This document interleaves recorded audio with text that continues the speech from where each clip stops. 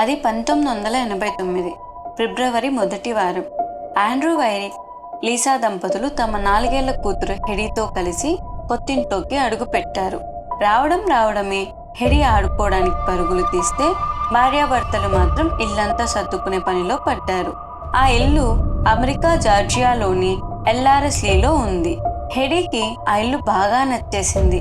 అక్కడున్న ఓ పెద్దాయన కూడా ఆ ఇంటికి రావడమే పెరట్లో ఉన్న ఆయనతో ఆటలాడటం మొదలుపెట్టింది.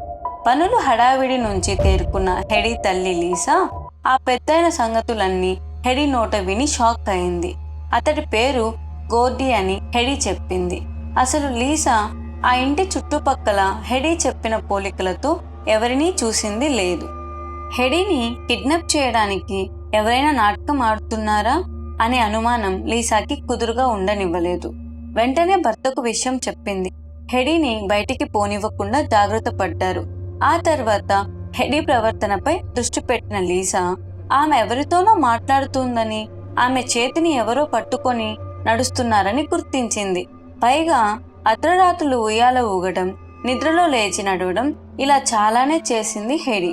లీసాకి ఏం అర్థం కాలేదు. కానీ వెన్నులో కాస్త భయం మొదలైంది. హెడీకి స్నేహితులు లేకపోవడంతో అలా ఏదో ఊహించుకొని ఆడుకుంటుందని సరిపెట్టుకుంది. అయితే హెడీ గోర్డీతో పాటు లోన్ అనే మరో ముసలాయన పేరు చెప్పడం మొదలుపెట్టింది. లోన్ ఎడమ చేతికి రక్తంతో కట్టు ఉందని, అతడి షర్ట్ నిండా రక్తం ఉందని చెప్పింది హెడీ.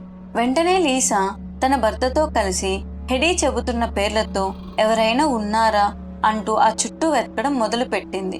లోన్, గోర్డీ ఇద్దరు కాదేమో ఒకే వ్యక్తి అయి ఉంటాడని వాళ్ళు నమ్మారు. లోన్, గోర్డీ అనే పేరు ఎప్పుడైనా విన్నారా అంటూ అందరినీ ఆరా తీశారు. ఆ ప్రయత్నంలోనే లోన్, గోర్డీ గురించి పక్కింట్లో ఉండి తన సోదరితో చర్చించింది లీసా. అయితే లీసా చెప్పింది విని లీసా సోదరి షాక్ అయ్యింది. అతడి పూర్తి పేరు జేమ్స్ ఎస్ గోర్డీ అని, అతడు తమ ఇంటి మాజీ యజమాని అని, అతడు చనిపోయి చాలా ఏళ్లయిందని చెప్పింది ఆమె. సాక్ష్యం కోసం తన ఇంటి దస్తావేజులు కూడా చూపించింది. అది చూడగానే లీసాకి చెమటలు పట్టేశాయి. వెంటనే ఇద్దరు గోర్డీ బంధువైన కేథరిన్ లోడ్ఫోర్డ్ అనే స్థానికురాలి దగ్గరికి పరుగు తీశారు. జేమ్స్ గోర్డీ 1974లోనే మరణించాడని, అతడికి కొలంబస్లో రియల్ ఎస్టేట్ కంపెనీ ఉండేదని, చాలా సంవత్సరాలు అతను జార్జియాలోని ఎల్ఆర్ఎస్లీలో ఉండే ఎల్లిసన్ మెథడిస్ట్ చర్చ్లో సండే స్కూల్ సూపర్నెంట్గా పనిచేసేవాడని వివరాలిచ్చింది కేథరిన్. అచ్చం హెడీ చెప్పినట్లే గోర్డీ మెరిసిన జుట్టుతో సూట్, టై, నల్లటి బూట్లు వేసుకుని ఎప్పుడూ నీటిగా ఉండేవాడని నిర్ధారించింది. వెంటనే హెడీని కేథరిన్ ఇంటికి తీసుకుని వెళ్లిన లీసా తన పాపకి ఆ ఇంట్లోని పాత ఫోటోలన్నీ చూపించమని కోరింది. ఆశ్చర్యకరంగా ఆ ఫోటోల్లో లోన్ ఫోటోని గుర్తుపట్టింది హెడీ. ఎడమ చేతికి కట్టుతో ఉన్న ముసలాయన ఇతడే అంటూ లోన్ ఫోటోని చూపించింది. అతన్ని హెడీ గుర్తుపట్టంగానే బిత్తరపోయింది కేథరిన్. వరుసగా Lisa, Andrew, Heidi, Jordan, Joyce, Heidi మేనత్త. ఇతడు మా అంకుల్ లోన్ అంది షాక్లో.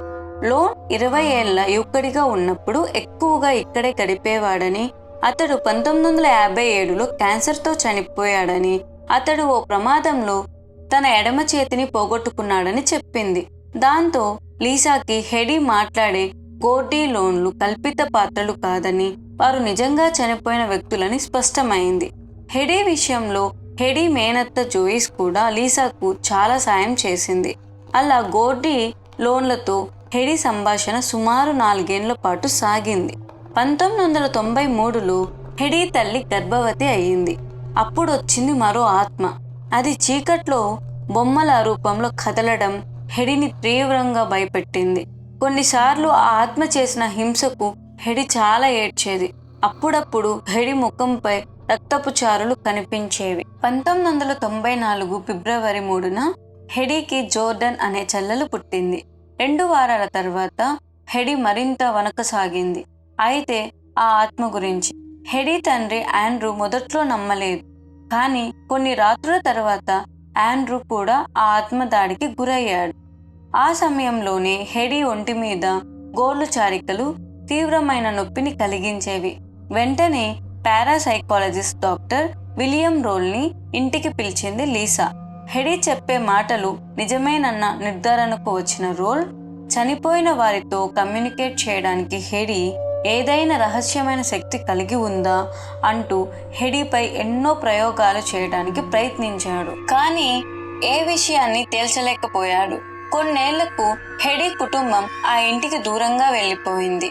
ఆ తర్వాత గోర్డీ లోన్ ఆత్మలు హెడీకి కనిపించడం మానేశాయి. కానీ ఇప్పటికీ హెడీని చీకటి బొమ్మలు, వికృత రూపాలు, జంతు ఆత్మలు భయపెడుతూనే ఉంటాయట. హెడీకి సాధారణమైన జీవితం గడపాలనే ఆశే ఆమెని ప్రపంచానికి దూరంగా బతికేలా చేస్తుంది.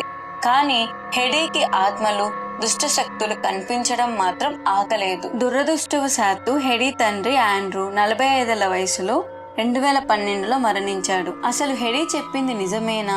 అబద్ధమైతే అంత చిన్నపిల్ల గోర్డీ లోన్ల ఆత్మకథలు ఎలా ఊహించగలిగింది? చనిపోయిన వారితో మాట్లాడే శక్తి హెడీకి నిజంగానే ఉందా? ఇలా వేటికి సమాధానాలే లేవు. పైగా ఆ కుటుంబం మీడియాకి దూరంగా ఉండేందుకు ప్రయత్నించడంలో సమగ్ర సమాచారం దొరకలేదు. ఈ కథ ఆధారంగా ఎన్నో నవలలు, డాక్యుమెంటరీలు, సినిమాలు పుట్టుకొచ్చాయి. అయితే హెడీ చెప్పింది నిజమే అనేవాళ్ళు ఎంతమందో, అబద్ధమని కొట్టి పారేసేవాళ్ళు అంతేమంది. అందుకే ఈ కథ ఇప్పటికీ మిస్టరీగానే మిగిలిపోయింది. హెడీ మాటల్లో ఎప్పుడైతే దుష్ట ఆత్మలు కనిపించడం మొదలయ్యాయో అప్పటి నుంచి సమస్యలు మొదలయ్యాయి. ప్రతిరోజు ఇలా జరగకూడదని నేను కోరుకుంటున్నాను. ఎందుకంటే నా జీవితం చాలా భిన్నంగా ఉంటుంది. నేను ఇలాంటి వాటితో పేరు పొందాలనుకోను. ప్రజలు కొంతమంది విశ్వసిస్తారు, కానీ మరికొంతమంది మమ్మల్ని పిచ్చివాళ్ళుగా భావిస్తారు. ఇప్పటికీ పరిస్థితిని అర్థం చేసుకోవడానికి, ధైర్యంగా ఉండటానికి నేను ప్రయత్నిస్తూనే ఉంటాను.